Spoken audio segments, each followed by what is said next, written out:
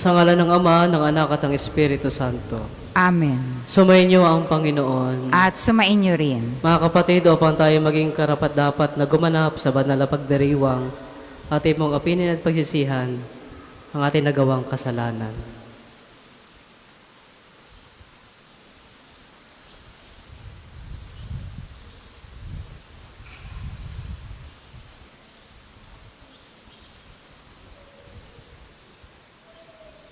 Inaamin ko sa makapangyarihang Diyos at sa inyo mga kapatid, na lubha akong nagkasala sa isip, sa salita, at sa gawa, at sa aking pagkukulang. Kaya sinasama ko sa mahal na Birheng Maria, sa lahat ng mga anghel at mga banal, at sa inyo mga kapatid, na kayo panalangin sa Panginoong ating Diyos. Kawaan tayo ng makapangyarihang Diyos, patawarin tayo sa ating mga kasalanan, at patubayin tayo sa buhay na walang hanggan. Amen.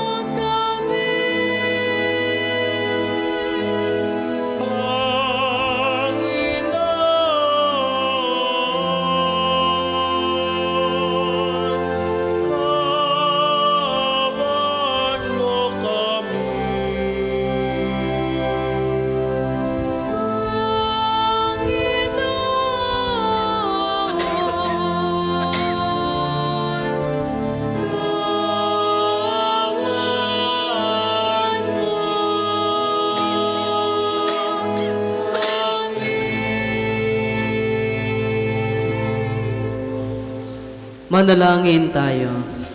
Ating pong isama ang ating mga intensyon.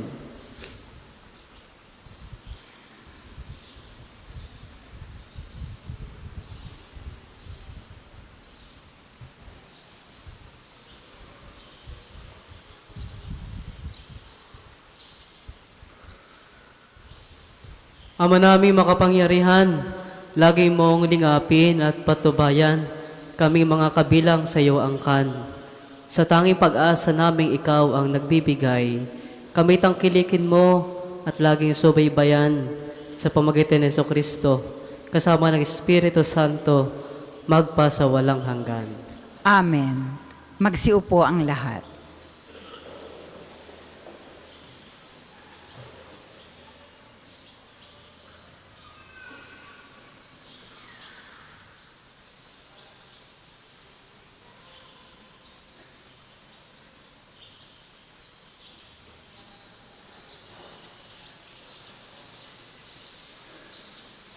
Pagbasa mula sa unang aklat ng mga hari.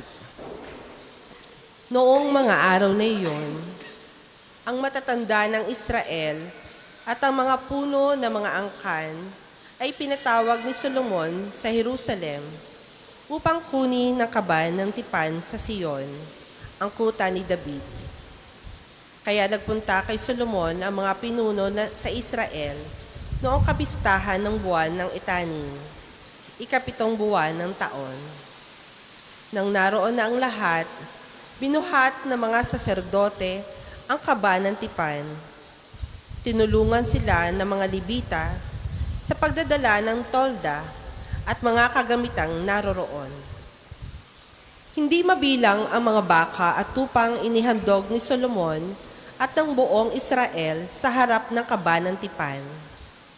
Pagkatapos ipinasok na mga saserdote ang kaba ng tipan sa dakong kabanal-banalan at inilagay sa ilalim ng mga pakpak ng mga kerubin.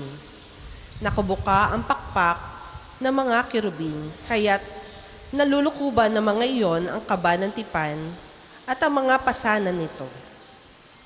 Walang ibang laman ang kaban kundi ang mga tablang bato na kinasusulatan ng tipan ng Panginoon sa bayang Israel. Ang mga tablang bato ay nilagay roon ni Moises nang sila'y nasa Horeb, matapos silang ilabas sa lupain ng Ehipto. Pagkalabas ng mga saserdote, ang templo'y napuno ng ulap, ano pat hindi sila makapagpatuloy ng gawain sa loob. Ang templo'y napuno ng kagilagilalas na kaniningan ng Panginoon. Kaya nga't sinabi ni Solomon, "O Panginoon, kayo ang naglagay ng araw sa langit, ngunit minabuti ninyong manirahan sa makapal na ulap.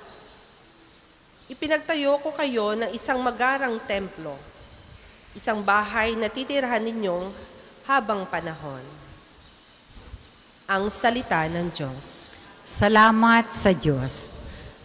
Ang tugon po sa Salmo, Poong makapangyarihan, kami iyong panahanan.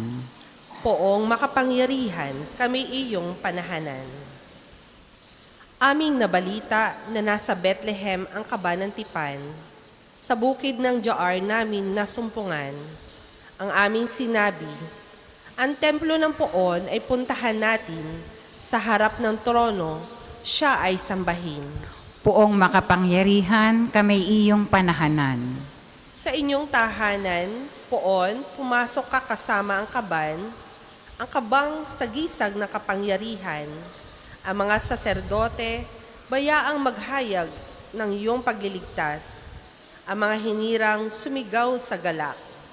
Sa lingkod mong David, may pangako ikaw, Panginoon namin, ang piniling hari ay huwag mong itakwil. Poong makapangyarihan, kami iyong panahanan. Magsitayo ang lahat.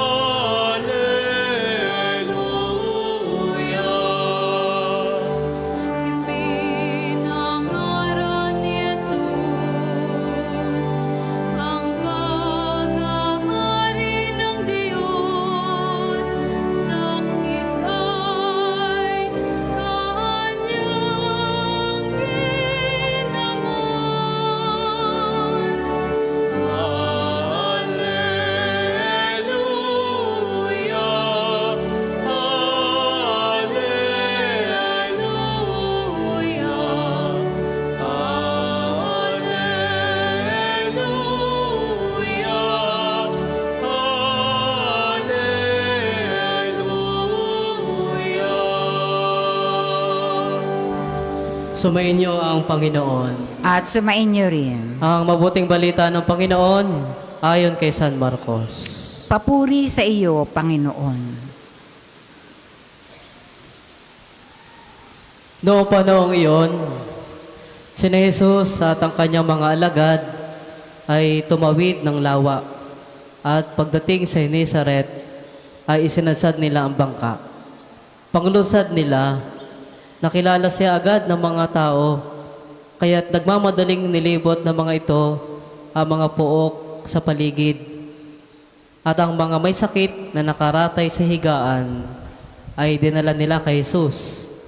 Saan man nila mabalitaang naroon siya. At saan man siya dumating, maging sa nayon, lungsod at kabukiran, ay dinadala sa liwasan ang mga may sakit. At isinasamo sa kanya na pahipuin sila kahit man lang sa palawit ng kanyang kasuotan. At lahat ng makahipo nito ay gumagaling. Mga kapatid, ang mabuting balita ng Panginoon. Pinupuri ka namin, Panginoong Heso Kristo. Tayo po ay magsiupo. Magandang umaga po sa inyong lahat. Magandang umaga po. Mga kapatid, may sandali sa buhay na hindi natin kaya magsalita ng malakas sa Diyos. Kapag pagod na ang puso, kapag sugatan ang loob, kapag ang panalangin ay hindi na mahaba, kundi isang bugtong hininga lamang. Sa ganito mga sandali, hindi sigaw ang iniaalay natin sa Diyos, kundi isang mahinang paghipo, at doon mismo madalas nagsisimula ang himala. Ang mga pananampalataya hindi lagi sa pamagitan ng malakas na tinig. Kadalasan, ito ay isang mahinang paghipo. Ito ang ipinakita ngayon ng Ebanghelyo. Laylayan lamang ng damit ni Jesus ang nais hipuin ng mga may sakit. Hindi ang kanyang kamay, hindi ang kanyang mukha, hindi isang mahabang panalangin, kundi ang pinakahuling bahagi, ang palawit, ang dolo, ang tila wala ng halaga. At gayon man, ayon sa Ebanghelyo, lahat ng makahipo ay gumagaling. Bakit laylayan? Sapagkat iyon ang kilos ng isang pusong marunong umamin. Kulang ako, marumi ako, mahina ako. Ang mga taong iyon ay walang lakas ng loob na humarap. Sapat na sa kanila ang makalapit. Ngunit ang kamangha-mangha nito, ang kabanalan ni Jesus, ay hindi natitinag ng kahinaan ng tao. Hindi siya nadudumihan kapag inihipo. Sa halip, ang kabanalan niya ang dumadaloy palabas bilang habag, buhay at kagalingan. Ang laylayan ang hangganan ng lakas ng tao. Ang awa ng Diyos ang lumalampas sa hangganang iyon. Ganito rin ang makikita natin sa karanasan ng simbahan, lalo sa buhay ng mga santo. Isipin natin si Padre Pio.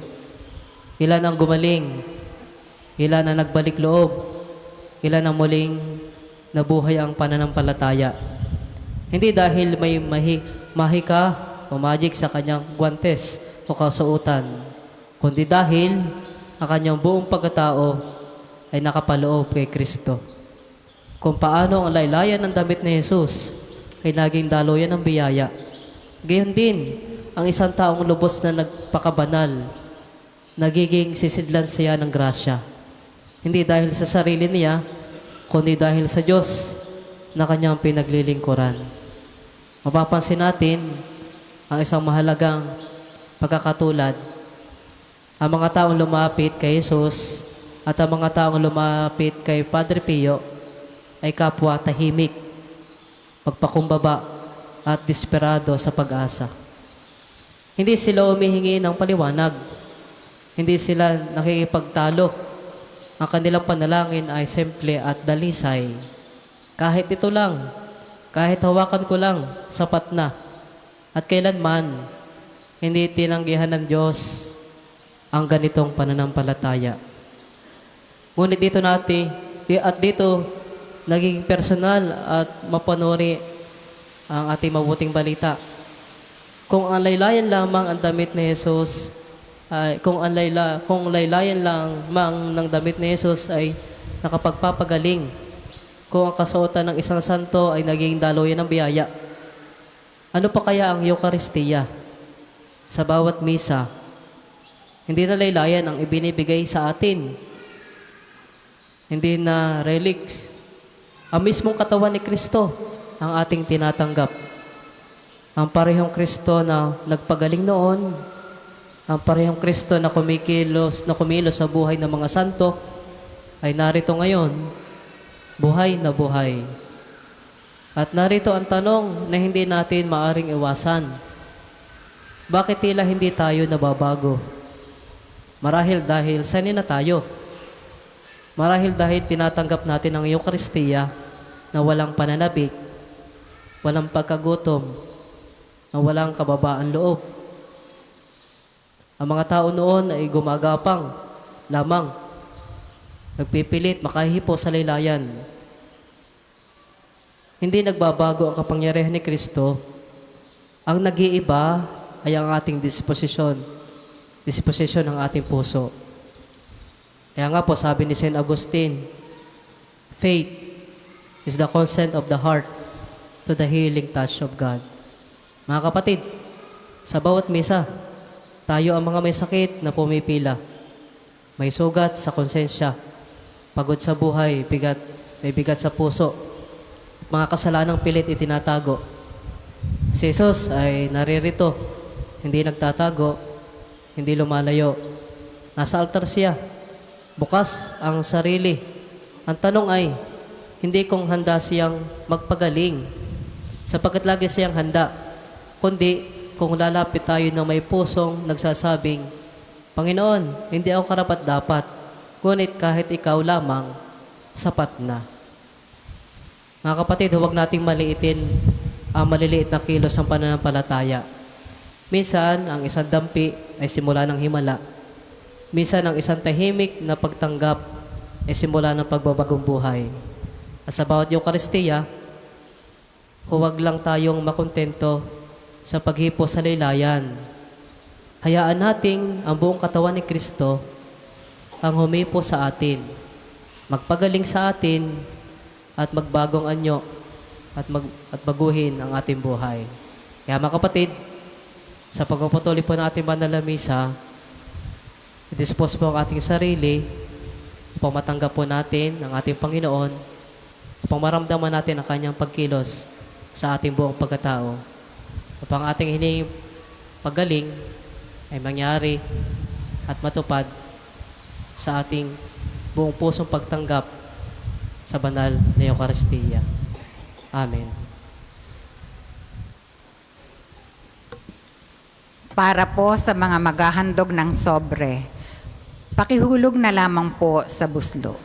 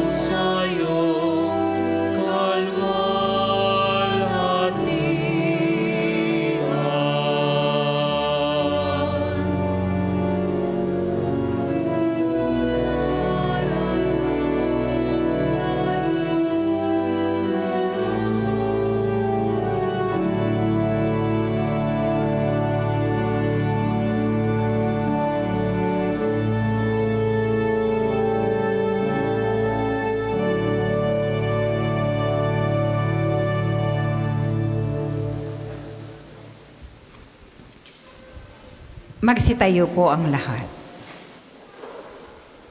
Manalangin kayo mga kapatid upang paghahay natin ay kalugdan ng Diyos sa mga makapangyarihan. Tanggapin nawa ng Panginoon itong paghahain sa iyong mga kamay, sa kapurihan niya at karangalan, sa ating kapakinabangan, at sa buong sambayanan niyang banal. Ama naming lumikha, ang pagkait inubing narito ay iyong ginawa upang mapalakas kaming mga mahihina. Ipagkaloob mong ito ay aming mapagsaluhan bilang pagkikinabang sa buhay mo pamagpakailanman. Sa pamagitan ni Jesucristo, kasama ng Espiritu Santo, magpasawalang hanggan. Amen.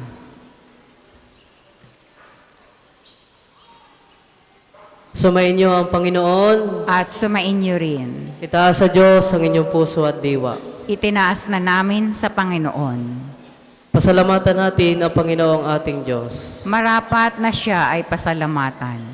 Ama naming makapangyarihan, tunay nga marapat ay kay aming pasalamatan sa pamagitan ni Jesucristo na aming Panginoon. Ikinalugod mong sa Kanya ay baguhing mabuti ang lahat at sa pamagitan niya ay aming aming tinatanggap ang iyong abot-abot na kaloob at paglingap. Kahit na siya ay hindi naiiba sa iyo, minabuti niyang maging di rin naiiba sa mga tao. Hamak siyang tulad namin sa kamatayan totoo, nung inihain niya ang sarili niya nang kami makasundo mo.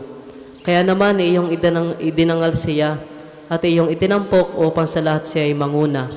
Ngayon nga'y lahat ng nasa kanya ay nakikiisa ay talagang magkakamit ng iyong buhay at ligaya. Kaya kaisa ng mga anghel na nagsisiawit ng papuri sa iyo nang walang humpay sa kalangitan, kami nagbubunyi sa iyo kadakilaan. Santo, Santo, Santo, Panginoong Diyos ng mga hukbo. Napupuno ang langit at lupa ng kadakilan mo. Hosana sa kaitaasan, pinagpalang na paririto sa ngalan ng Panginoon. Hosana sa kaitaasan, Hosana sa kaitaasan. Kung hindi po kayang lumuhod, ay manatili pong nakatayo ng may paggalang. Ama naming banal, ikaw ang bukal ng tanang kabanalan. Kaya sa pamagitan ng iyong Espiritu, gawin mong banal na mga kaloob na ito upang para sa amin maging katawan at dugo ng aming Panginoong Hesukristo. Bago niya pinagtiis ang kusang loob na maging handog, hinawakan niya ang tinapay, pinasalamatan kaniya, pinagati-hati niya iyon, inabot sa kanyang mga alagad at sinabi, "Tagapin niyo lahat ito at kanin.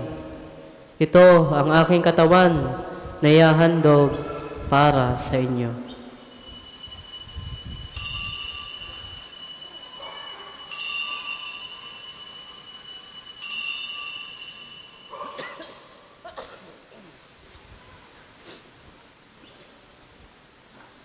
Gayon din naman,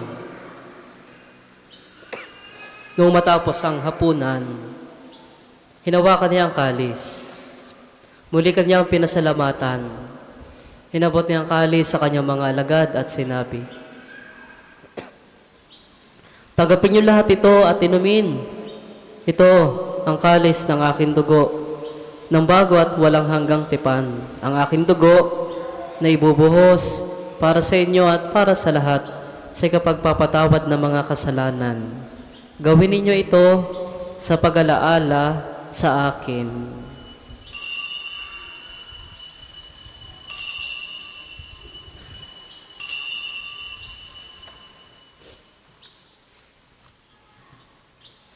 Ipagbunyi natin ang misteryo ng pananampalataya. Si Kristo'y namatay, si Kristo'y nabuhay, si Kristo'y babalik sa wakas ng panahon.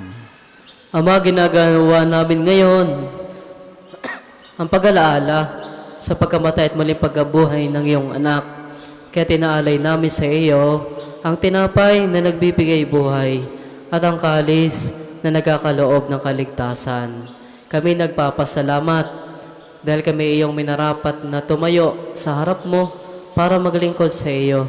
Isinasamo namin kami magsalo-salo sa katawan at dugo ni Kristo ay mabuklod sa pagkakaisa sa pamagitan ng Espiritu Santo. Ama, lingapin mo ang iyong simbahang laganap sa buong daigdig. Puspusin mo kami sa pag-ibig kaysa ni Leon na aming Papa at ni Gilbert na aming Obispo at ang Tanang Kaparian. Alalahanin mo rin ang mga kapatid naming nahimlay na may pag-asang sila'y muling mabubuhay. Gayon din ang lahat ng mga pumanaw. Kawaan mo sila at patuloyin sa iyong kaliwanagan. Kawaan mo at pagtapati kami lahat na makasalo sa iyong buhay na walang wakas, kaysa na mahal na Bereng Maria, na ina ng Diyos, kaysa ni San Jose, ang kanyang kalinis-linisang esposo, kaysa ng mga apostol at lahat ng mga banal na namuhay dito sa daigdig ng kalugod-lugod sa iyo, may pagdiwang nawa namin ang pagpupuri si kararangal mo sa pamagitan ng iyong anak na aming Panginoong Hesukristo. Sa pamagitan ni Kristo, kasama niya sa Kanya, ang lahat ng parangal at papuri sa iyo, Diyos Amang makapangyarihan, kasama ng Espiritu Santo, magpa sa walang hanggan. Amen, amen,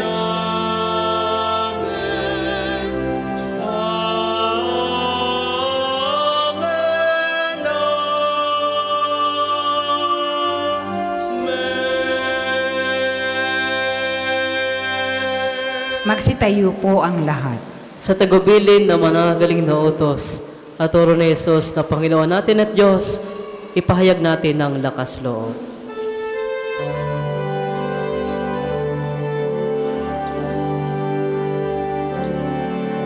Ama namin, sumasalangit ka, sambahin ang ngalan mo, mapasa amin ang kaharian mo, sundin ang loob mo, dito sa lupa para nang sa langit. Bigyan mo kami ngayon ng aming kakanin sa araw-araw. At patawarin mo kami sa aming mga sala, para ng pagpapatawad namin sa nagkakasala sa amin. At huwag mo kami ipaintulot sa tukso, at iarya mo kami sa lahat ng masama. Hinihiling namin kamedya sa lahat ng masama, pagkalooban ng kapayapaan araw-araw, iligtas sa kasalanan, at ilayo sa lahat ng kapahamakan, samantalang aming pinananabikan ang dakilang araw ng pagpapahayag ng tagapagligtas naming sa Jesucristo. Sapagkat iyong ang kaharian at ang kapangyarihan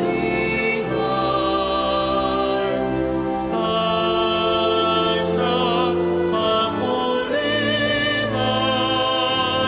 magpakailanman. Amen. Panginoong Jesucristo, sinabi mo sa iyong mga apostol, kapayapaan ang iniiwan ko sa inyo, ang aking kapayapaan ang ibinibigay ko sa inyo. Tungayan mo ang aming pananampalataya, at huwag ang aming pagkakasala. Pagkalooban mo kami ng kapayapaan at pagkakaisa ayon sa iyong kalooban, kasama ng Espiritu Santo, magpa sa walang hanggan. Amen. Ang kapayapaan ng Panginoon ay laging sumainyo. At sumainyo rin. Magbigayan kayo ng kapayapaan sa isa't isa.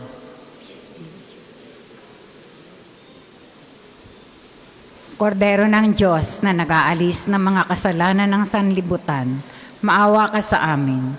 Kordero ng Diyos na nag-aalis ng mga kasalanan ng sanlibutan, maawa ka sa amin.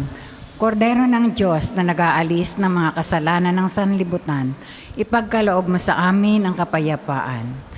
Kung hindi po kayang lumuhod, ay manatili pong nakatayo ng may paggalang.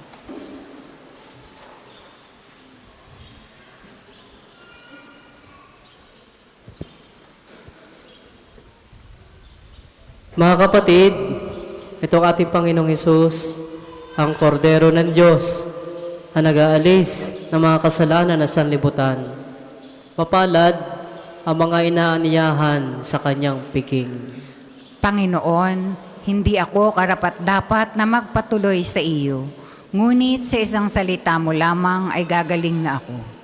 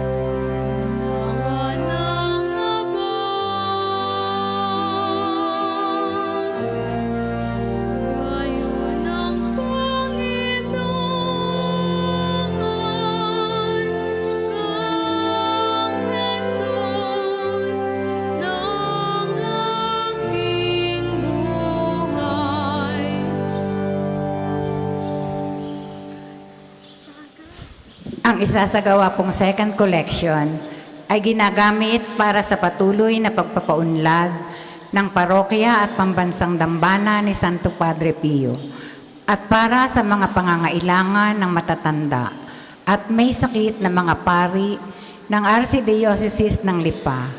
Salamat po sa inyong mga handog.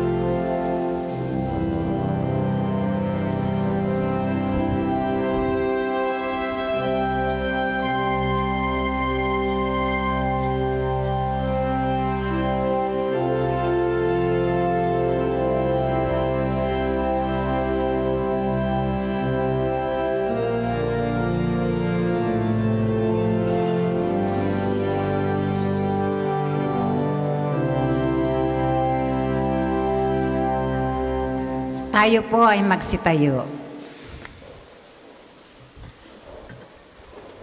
Manalangin tayo. Ama naming mapagmahal, sa pagkahit inuming pakikisa ang ibinibigay, kami niloob mong makapakinabang. Kaysa ni Kristo kami naway makapamuhay upang makapabungan ng may kagalakan para sa kapakanan ng aming kapwa-tao sa sanlibutan. Sa pamagitan niya, kasama ng Espiritu Santo, magpasawalang hanggan. Amen. Panalangin ng pagtitiwala kay Santo Padre Pio. Padre Pio, taga Pietrelcina, monghing banal, pintakasing santo ng milenyong kasalukuyan. Gabay namin sa pagtahak sa landasing makalangit, takbuhan sa pangangailangan, huwara ng pagtitiis. Sa iyo namin inilalapit aming mga kagipitan. Sa iyo po ibinibilin kalusugan at kabuhayan.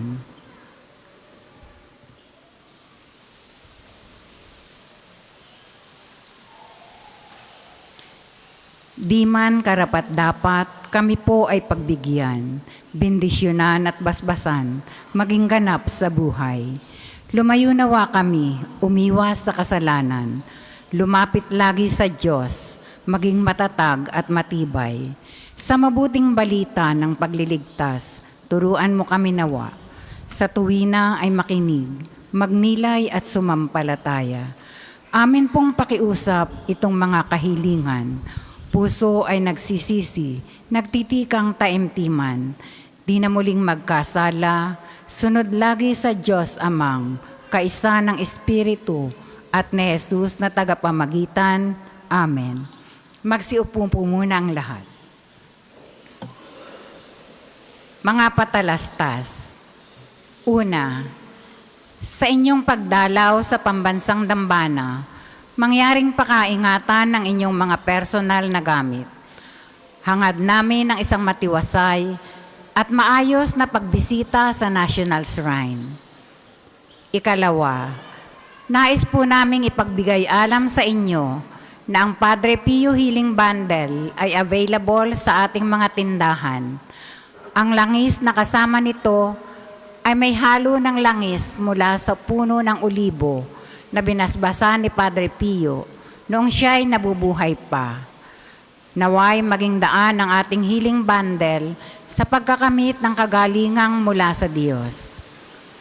Ikatlo, inaanyayahan din ang lahat na dalhin ang inyong mga lumang palaspas na binasbasan noong nakaraang taon. Ang mga ito ay ating susunugin bilang paghahanda sa darating na Miyerkules ng Abo.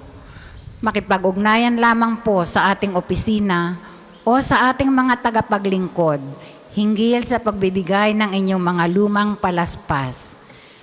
Ikaapat, mga kapiyo, malugod namin kayong inaanyayahan sa isasagawang Lakbay Parokya sa darating na ika-26 ng Marso, araw ng Huwebes.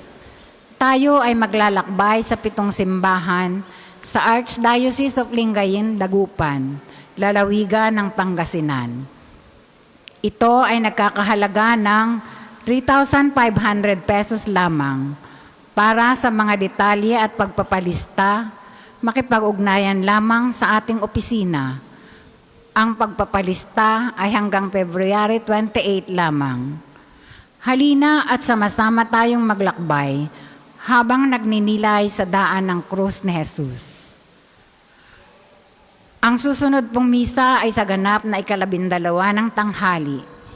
Maraming salamat po at mangyaring panatilihin natin ang kalinisan, katahimikan at diwa ng pananalangin sa loob at labas ng ating mga simbahan. Magsitayo na po ang lahat para sa pagbabasbas ng religious articles. Mga kapatid, manalangin tayo sa Diyos sa mga makapangyarihan upang tayo ay maging kawangis ni Kristo sa taimtim na pagdalangin sa tulong ng mga larawan at dasalan. Manalangin tayo, O Diyos, Ikaw ang bukal ng lahat ng pagpapala at biyaya. Ibos mo ang iyong bendisyon sa mga gamit na ito sa pananalangin na nagpapaalala ng iyong kabutihan, kabanalan at pagmamahal sa amin. Upang lahat ng dumulog at magdasal gamit ang mga ito ay magtamo ng iyong awa at biyaya. Loobin mong tularan namin ang kabanalan at aral ni Kristo at ng mga santo magpasawalang hanggan. Amen. Ama namin, sumasalangit ka, sambahin ang ngalan mo, mapasa amin ang kaharian mo, sundin ang loob mo dito sa lupa para nang sa langit. Bigyan mo kami ngayon ng aming kakanin sa araw-araw at patawarin mo kami sa aming mga sala para ng pagpapatawad namin sa nagkakasala sa amin at huwag mo kaming ipahintulot sa tukso at iadya mo kami sa lahat ng masama. Amen. Aba, Ginoong Maria, napupuno ka ng grasya, ang Panginoong Diyos ay sumasa iyo. Bukod kang pinagpala sa babaing lahat, at pinagpala naman ang iyong anak na si Jesus. Santa Maria, Ina ng Diyos, panalangin mo kaming makasalanan, ngayon at kung kami mamamatay. Amen. Luwalhati sa Ama at sa Anak at sa Espiritu Santo, kapara noong unang-una, ngayon at magpasawalang hanggan. Amen.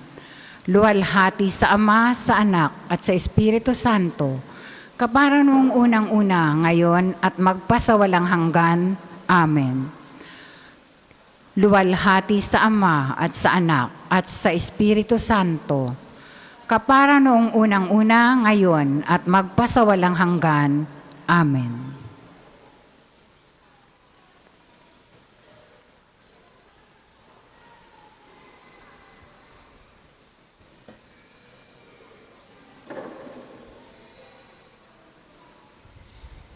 Sumainyo ang Panginoon At sumainyo rin. at pagpalain kayo ng makapangyarihan Diyos, Ama, Anak, at Espiritu Santo. Amen. Tapos ang ating banal na misa, humayo kayong taglay, ang kapayapaan at ang pag-ibig ni Kristo.